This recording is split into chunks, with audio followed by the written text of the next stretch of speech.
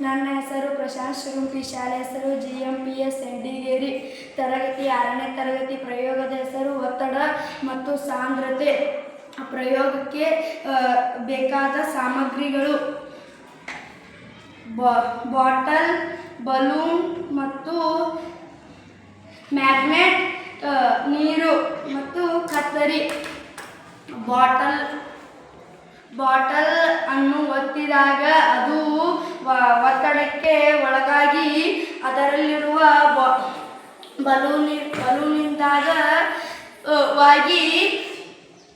ಕೆಳಗೆ ಬರುತ್ತದೆ. ಯಾಕಂದರೆ ಇದು ಸಾಂದ್ರತೆಯು ಒಳಗೊಂಡಿದ ಮೇಲೆ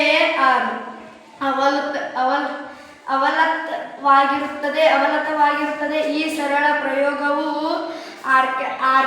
ಆರ್ಮ್ಸ್ಟ್ರಾಂಗ್ ಸಿದ್ಧಾಂತ, ಬಾಯಿಲ್ ನಿಯಮಗಳನ್ನು ಸರಳವಾಗಿ ಅರ್ಥಗೊಳಿಸಲು ಸಹಾಯಕವಾಗುತ್ತದೆ.